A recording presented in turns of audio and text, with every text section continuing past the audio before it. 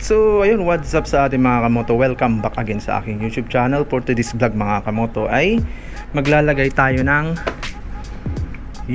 coolant sa ating Sniper 155 dahil yun nga nag-o-overheat na siya. Napansin ko kasi mga kamoto is nag-o-overheat siya, tapos ang baba na ng coolant doon sa area na yun. Makikita nyo mamaya pag nabaklas ko tong side flarings nya. Although 2 years na to mga kamoto, pero yung tinakbo kasi nito is nasa 3,000 pa lang. So tingnan natin.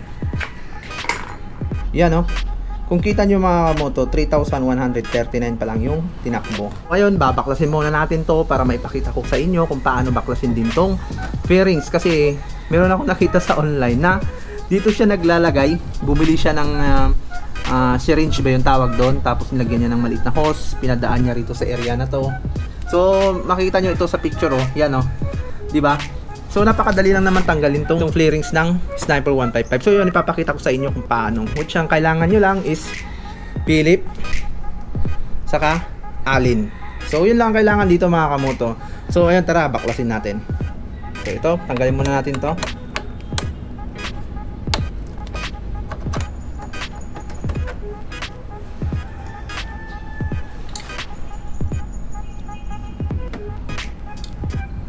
Yan. Tapos next natin dito, Allen din yung kailangan dyan. So ito yung next natin, 1, 2. So yan, tanggalin natin.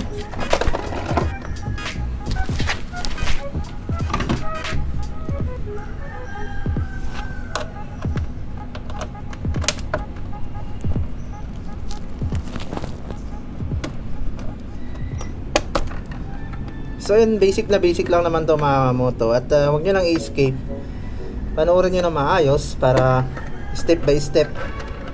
Huwag kayong matakot na magtanggal ng fairings ng inyong mga motor dahil yun nga, napakadali lang naman. At syempre, kung saan nakakabit tong ating mini driving light. Yan. So Allen din yan. Yan, tanggal na. Ayan, 4 na Allen yun natanggal. Hop, check natin. Okay na. Wala na. Okay na. Yan. Ito, kung nakikita nyo to, medyo hatakin nyo lang siya. Siyempre, samahan nyo siya ng kunting yugyug. Yan. Yan. Yan. Okay na siya. Ito lang importante dito mga kamoto. Itulak nyo siya pababa. Pero dahan-dahan lang kasi baka matanggal itong mga lock. Yan. Yan. Tapos sa baba, medyo lagyan nyo siya ng kunting kasi may lock kasi yan. Yan. Dahan-dahan lang. Yun, natanggal na mga kamoto. At syempre, tanggalin natin to, itong wire na to, kasi ito yung wire nung sa signal light. Yan, hatak lang. Syempre, igilid natin. At syempre, ito yung ilalagay natin na coolant. Sabi ko nga kanina, nabili ko lang to ng 249. At nabibili lang ito sa Blade. Iwan ko lang kung sa iba kung saan din nabibili to. Pero nabili ko to sa SM sa halagang 249 nga lang. At ito yung ilalagay natin dahil nga kulay pink ito. So yan yun. Ganyan na lang siya kababa. Yan. Kung nakikita nyo to, yan. Yan yung line niya.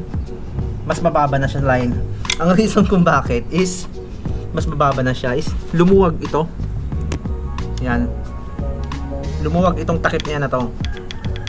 Kasi nga nagpakabit ako ng busina. Ito. Ito yung busina at dito siya kinabit sa area na to. Which is yung binuksan siya mga kamoto.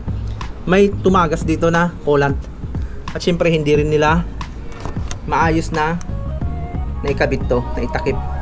So yun lang yung reason kung bakit ako maglalagay ng coolant sa ating Sniper 155. So ay maglalagay na tayo ng coolant.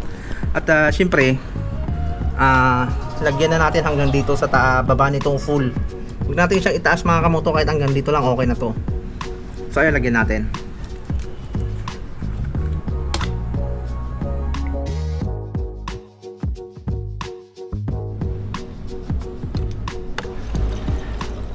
Hop.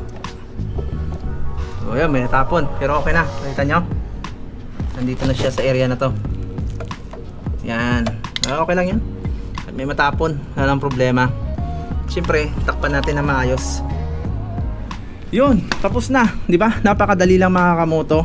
At so ayun, papakita ko rin sa inyo kung paano ibalik tong ating side fairings dito sa ating sniper.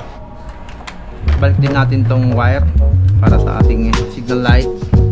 Nakikita nyo to mga kamoto, yun ay papakain natin dito, yun ang unahin natin.